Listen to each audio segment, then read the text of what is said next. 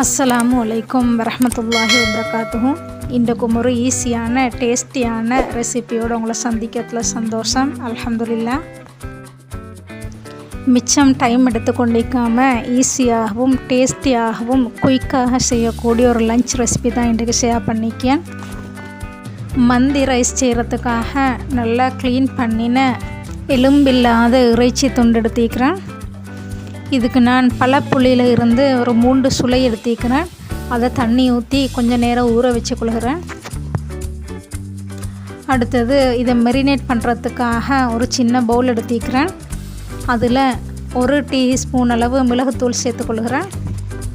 கூடவே 1/2 டீஸ்பூன் அளவு மஞ்சள் தூள் சேர்த்துக்கொள்கிறேன். 1 டீஸ்பூன் அளவு உப்பும் சேர்த்துக்கொள்கிறேன். கூடவே 2 டீஸ்பூன் அளவு ஆயில் சேர்த்துக்கொள்கிறேன்.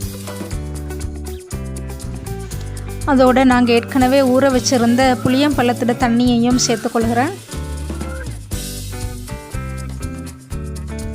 எல்லாத்தையும் மிக்ஸ் பண்ணிக்கொள்வோம்.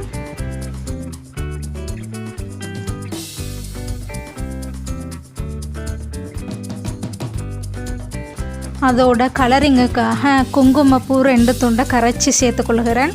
குங்குமப்பூ இல்லைண்டா எல்லோ கலர் ஃபுட் கலரிங்கும் எங்களுக்கு சேர்த்துக்கொள்ள இயலும்.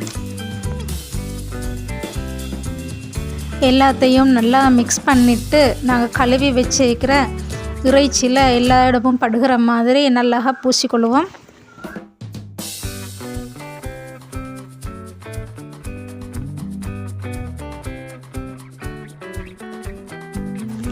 ரெண்டு பக்கமும் திருப்பி விட்டு நல்லா பூசி 5 நிமிஷத்துக்கு நல்லா மெரினேட் ஆகிற வரைக்கும் ஊற வைப்போம்.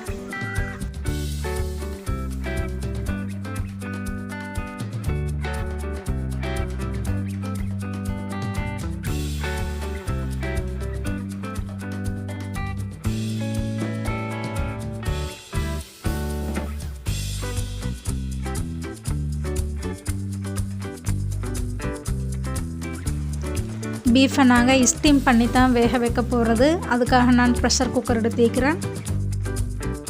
ஸ்டண்ட் மாதிரி யூஸ் பண்ணுறதுக்காக நான் ஒரு கோப்பை உள்ளே வச்சுக்கொள்கிறேன்.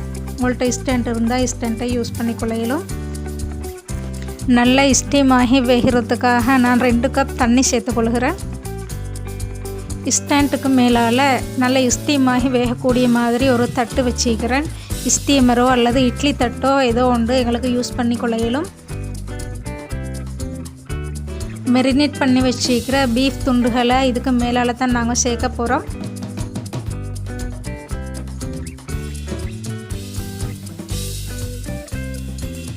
ரெண்டு நிமிஷத்துக்கு பீஃபை ஸ்மோக் பண்ணிக்கொள்கிறேன்.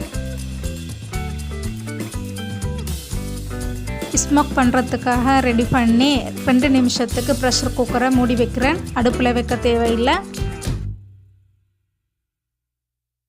2 நிமிஷத்துக்கு பிறகு ஸ்மோக் பண்ணுறதுக்காக வச்ச துண்டுகளை நாங்கள் எடுத்துட்டு ப்ரெஷர் குக்கரை மூடி லோ ஃப்ளேமில் வேக வச்செடுப்போம். இந்த பீஃப் 1 மணித்தியாலத்துக்கு லோ ஃப்ளேமில் ஸ்டீம் ஆகி வேகட்டும்.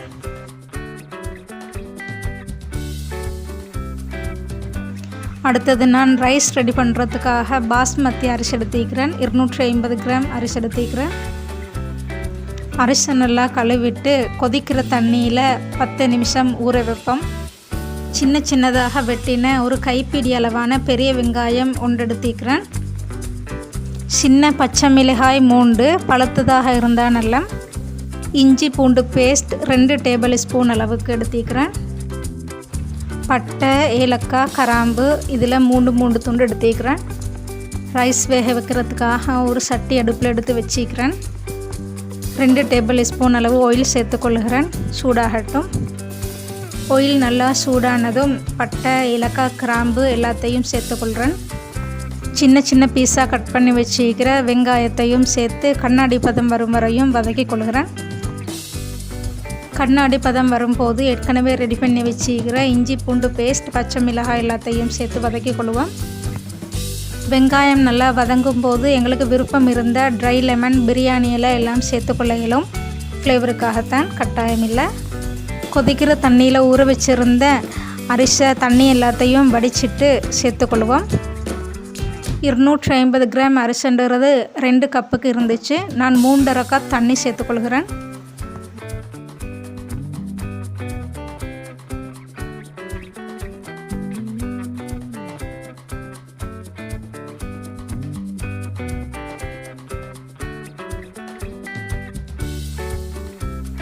ஒரு டீஸ்பூன் அளவு உப்பு சேர்த்து மூடி வேக விடுறேன்.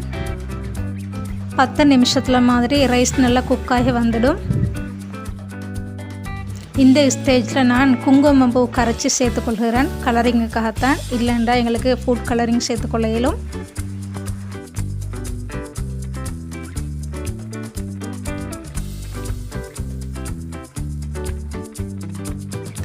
ரெண்டு நிமிஷத்துக்கு லோ ஃப்ளேமில் வேகட்டும். 2 நிமிஷத்துக்கு பிறகு ரைஸ் நல்லா குக்காகி வந்திருக்குது. கேஸ் ஆஃப் பண்ணி கிளறி கொள்கிறேன்.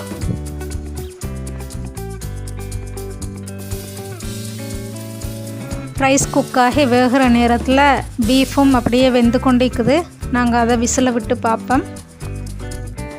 1 ஹவருக்கு பிறகு கேஸ் ஆஃப் பண்ணிவிட்டு விசிலெல்லாம் விட்டு பீஃபை பார்த்தா எங்களுக்கு விளங்கும். நல்லா குக்காகி வந்திருக்குது.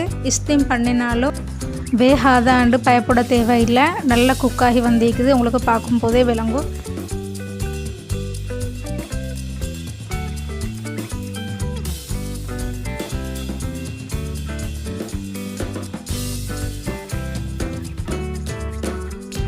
இந்த பீஃபை நாங்கள் லைட்டாக பொரிச்சு எடுத்துக்கொள்வோம்.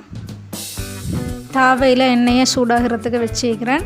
ஃபஸ்ட்டுக்கு இதில் பிளாமிஸ் அண்ட் பாதாம் எல்லாத்தையும் பொரிச்சு எடுத்துக்கொள்கிறேன். பிளாமிஸை எண்ணெயில் போட்டதும் நல்ல பலூன் மாதிரி ஊதி வரும். அந்த ஸ்டேஜில் நாங்கள் இறக்கி கொண்டா சரி.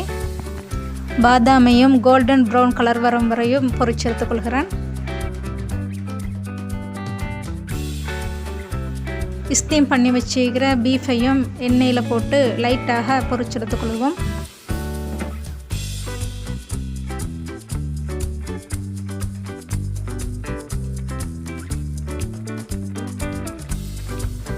ரெண்டு பக்கமும் லைட்டாக வெந்து வர அளவுக்கு பொரிச்சு எடுத்துக்கொண்டா சரி.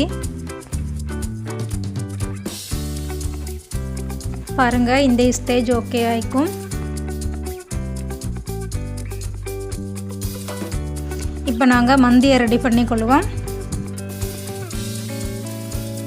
பிளேட்டில் சர்வ் பண்ணி கொள்கிறது தான். வீடியோவில் காட்டுற மாதிரி சர்வ் பண்ணி கொண்டா எங்களோட மந்தி டேஸ்டியாக ரெடி ஆகிக்குது.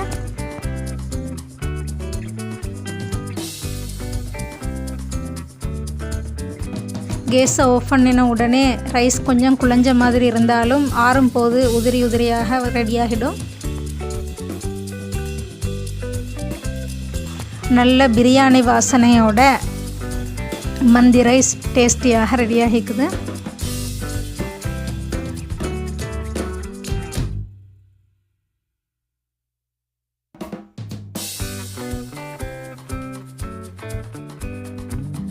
நாங்கள் இதுக்கு மிச்சமாக மசாலா எதுவும் சேர்க்குறலன்றதுனால குழந்தைகளும் விரும்பி சாப்பிடுவாங்க. மிச்சமாக ஸ்பைசியாக இல்லாமலுக்கு டேஸ்ட்டாக இருக்கும். ட்ரை பண்ணி பாருங்கள். நான் இன்றைக்கி 250 கிராம் பாஸ்மதி ரைஸில் செஞ்ச இந்த மந்தி ரெசிபி 2 பேருக்கு சர்வ் பண்ணக்கூடிய மாதிரி இருந்துச்சு.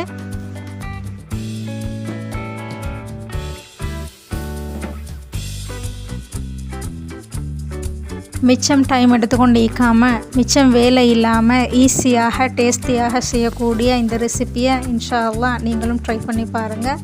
இதே மாதிரி ஈஸியான டேஸ்டியான இன்னும் ஒரு ரெசிபியோட சந்திப்போம். அஸ்ஸலாமு அலைக்கும் வரஹ்மத்துல்லாஹி வபரகாத்துஹு.